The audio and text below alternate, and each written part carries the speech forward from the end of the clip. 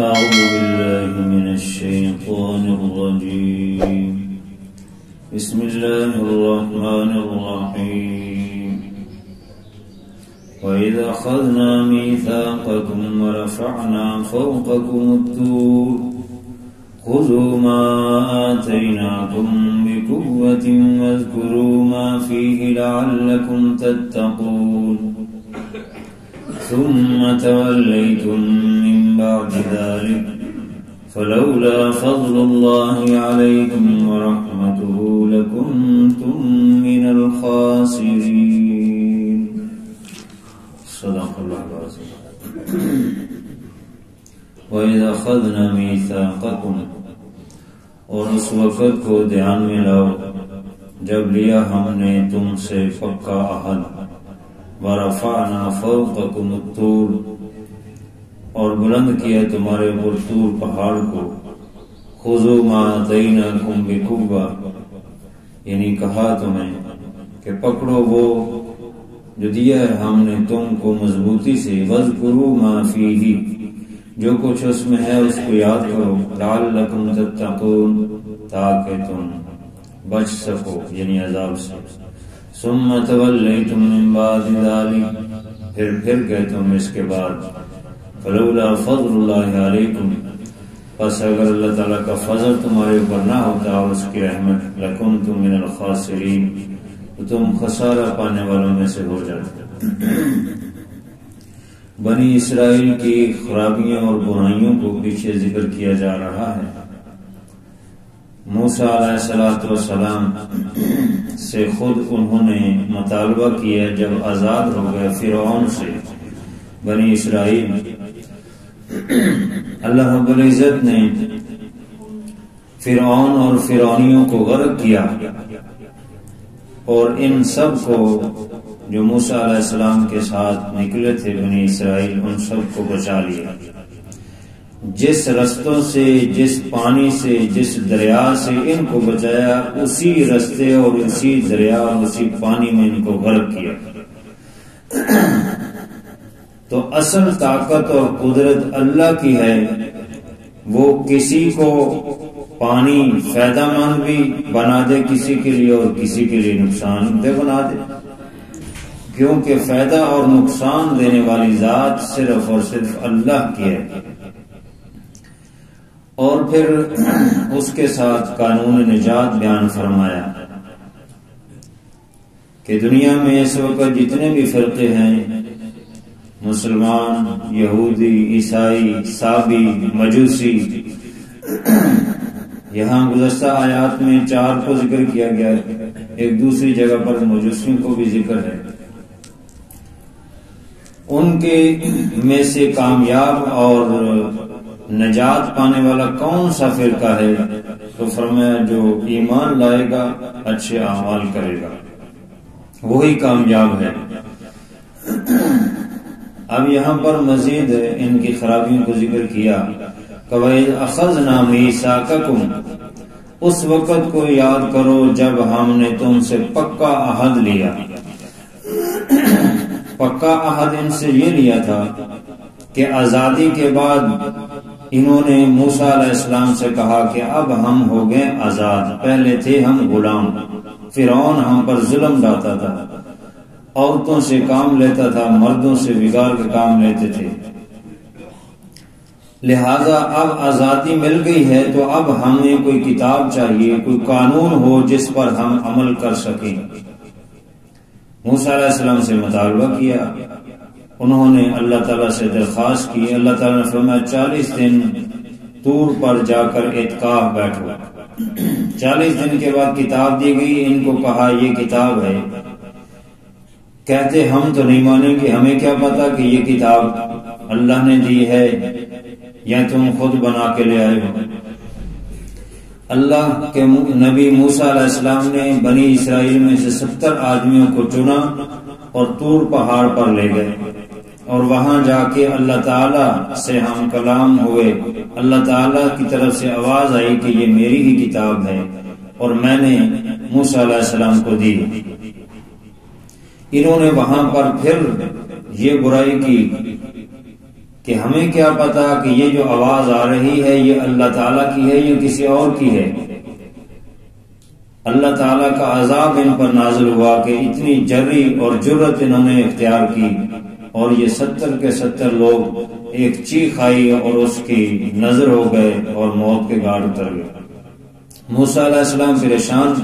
کہ اب یہاں کیا صورتحال بن گئی ہے، میں تو ان کو اس لیے لایا تھا کہ یہ جا کر گواہی دیں گے کہ یہ اللہ ہی کی طرف سے نازل کردہ کتاب ہے، اور یہ 70 آدمی ہی مر گئے تو اب قوم کہے گی ہمارے بندوں کو مروا دیا۔ اللہ تعالیٰ سے دعا کی، اللہ تعالیٰ نے قبول کی موسیٰ علیہ السلام کی دعا، اور ان 70 آدمیوں کو دوبارہ زندہ کیا، اور انہوں نے قوم کو جا کے پھر بتایا کہ یہ اللہ ہی کی کتاب ہے، لیکن ساتھ ایک غلط بات بھی کہہ دی۔ وہ یہ کہی کہ اللہ تعالیٰ نے کہا، حالانکہ اللہ تعالیٰ نے تو سچ تو یہ تھا، فرمایا تو یہ تھا جو یہاں کہا جا رہا ہے کہ ہم نے ان سے پختہ عہد لیا،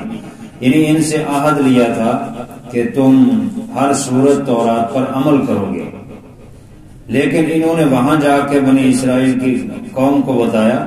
کہ یہ اللہ کی کتاب ہے، لیکن اللہ تعالیٰ نے کہا ہے کہ جو آسان ہے اس پہ عمل کر لو، اور جن پر عمل نہیں کر سکتے اس کو چھوڑ دینا۔ یہ بات اپنی طرف سے انہوں نے کہہ دی۔ جیسے آج ہماری حالت ہے کہ آسان کام کو ہم کر لیتے ہیں، مشکل سے دور بھاگتے ہیں۔ اللہ تعالیٰ نے اسی کا ذکر فرمایا کہ اس وقت کو یاد کرو جب ہم نے تم سے پکا عہد لیا اور تم ماننے کے لیے تیار نہیں تھے، وہاں مان کے آئے اور یہاں آ کر پھر کہنا شروع کر دیا کہ آسان پہ عمل کر لو۔ تو پھر اللہ تعالیٰ نے کیا کیا، وَرَفَعْنَا فَوْقَكُمُ الطُّورَ، تمہارے اوپر طور پہاڑ لا کر کھڑا کیا۔ اللہ تعالیٰ قادر ہے، اور جس نے یہ سب جہان اور ہر چیز پیدا کی وہ اس کو ختم کرنے پر بھی قادر ہے، اور اس میں جو تغیر کرنا چاہے اس پہ قادر ہے۔ تو طور پہاڑ کو ہی اللہ تعالیٰ نے اٹھایا اور اٹھا کر ان کے سروں پر لے آئے، اور فرمایا اب بتاؤ کہ مانو گے یا نہیں مانو گے، اس تورات پر عمل کرو گے یا نہیں کرو گے؟ تو انہوں نے کہا کہ ہم ضرور کریں گے، پکا وعدہ کیا، عہد کیا۔ یہاں پر بعض لوگ اعتراض کرتے ہیں جو عقل کے پجاری ہیں اور اللہ اور اس کے رسول کی بات پر یقین نہیں رکھتے، وہ کہتے ہیں کہ یہ طور پہاڑ جو خصوصاً معجزات کا انکار کرتے ہیں، وہ کہتے ہیں طور پہاڑ اٹھایا نہیں گیا تھا، بلکہ ان بنی اسرائیل کو پہاڑ کے پاس لا کے کھڑا کیا کہ مان جاؤ ورنہ یہ پہاڑ تمہارے اوپر گرتا ہے۔ یہ کوئی انوکھی بات نہیں ہے، پہاڑ کے پاس تو کسی کو بھی لے جا کے کھڑا کیا جا سکتا ہے، وہ کہاں ڈرے گا اس سے؟ حقیقت یہ ہے کہ اس پہاڑ کو اٹھایا گیا تھا، کیونکہ قرآن پاک میں یہاں پر تو یہ رفعنا بلند کیا، دوسری جگہ قرآن پاک میں ہے وَإِذْ نَتَقْنَا الْجَبَلَ، جب اکھیڑ کر کھڑا کیا ہم نے۔ نتقنا کا معنی ہوتا ہے اکھیڑنا، زمین سے جڑ سے اکھیڑنا۔ تو اس پہاڑ کو حقیقتاً اٹھایا گیا تھا، زمین سے علیحدہ کیا گیا، ان کے سروں پہ لایا گیا۔ بلکہ تورات کے اندر تو یہ بھی موجود ہے، وہاں سے جب یہ پہاڑ اٹھایا گیا دھواں اٹھا اور آگ کے شعلے اٹھے اور یہ چیخو پکار اٹھے، اور اس وقت ان سے کہا گیا کہ اب بتاؤ تم تورات پر عمل کرو گے کہ نہیں؟ تو انہوں نے کہا تھا کہ ہم ہر صورت تورات پر عمل کریں گے۔ دوسرا اعتراض یہ کرتے ہیں بعض لوگ کہ یہ تو زبردستی ہے، زبردستی ان کو منوایا جا رہا ہے کہ عمل کرو ورنہ تمہیں سزا دی جائے گی، اور حالانکہ یہ حکم ہے کہ لا اکراہ فی الاسلام، لا اکراہ فی الدین، دین میں زبردستی نہیں ہے۔ تو یہ تو زبردستی والا معاملہ ہے، تو اس کا جواب یہ ہے کہ زبردستی نہیں ہے، دو چیزیں علیحدہ علیحدہ ہیں۔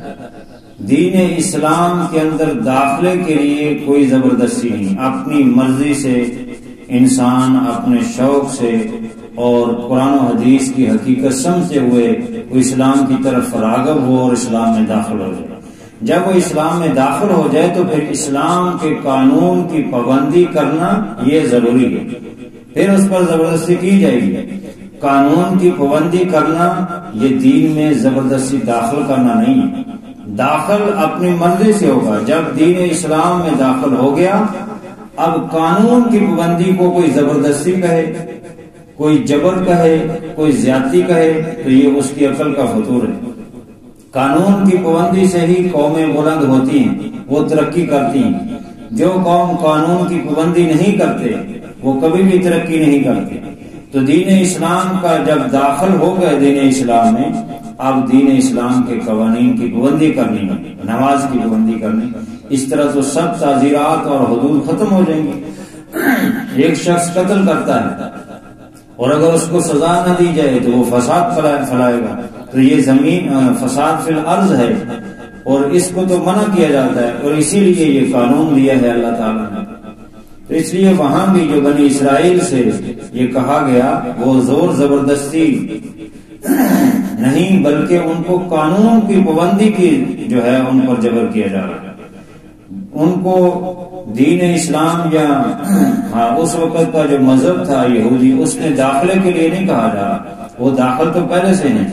ان کو یہ کہا جا رہا ہے کہ قانون کی پابندی کرو۔ تو فرمایا وَرَفَعْنَا فَوْقَكُمُ الطُّورَ، تم نے یہ وعدہ کیا، عہد کیا، اور تمہارے اوپر ہم نے طور پہاڑ کو بلند کیا۔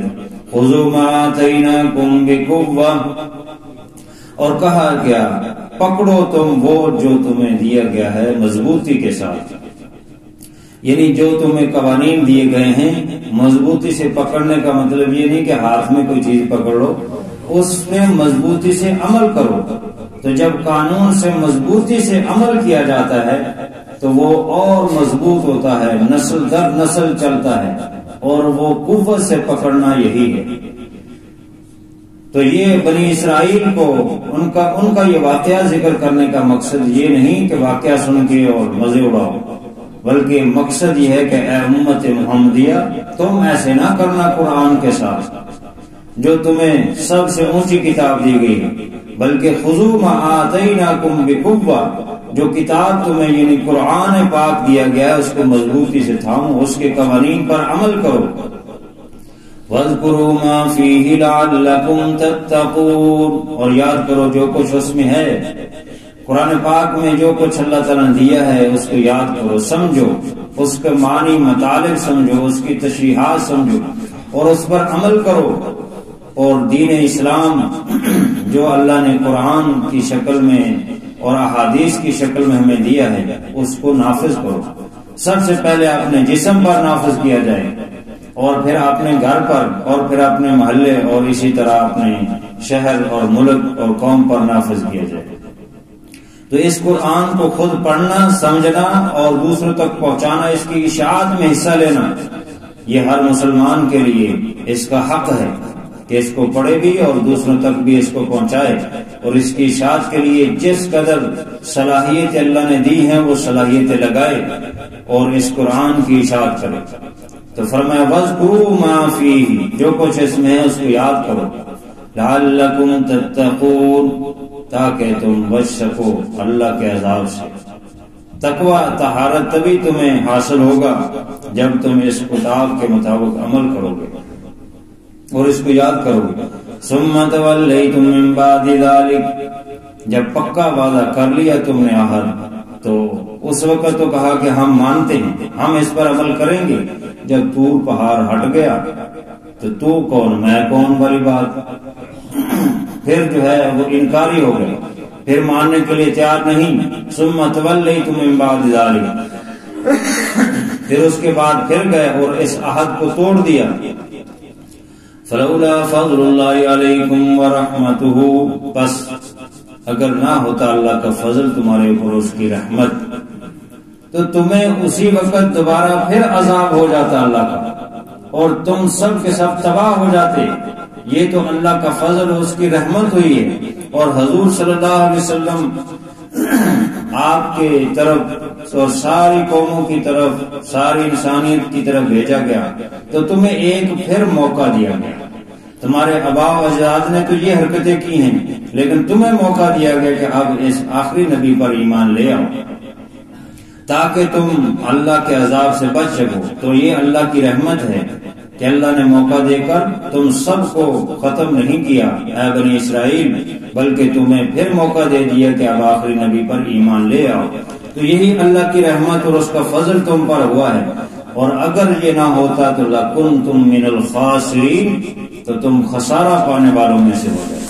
اللہ تعالی کی طرف سے عذاب ہوتا اور تباہ و برباد ہو جائے۔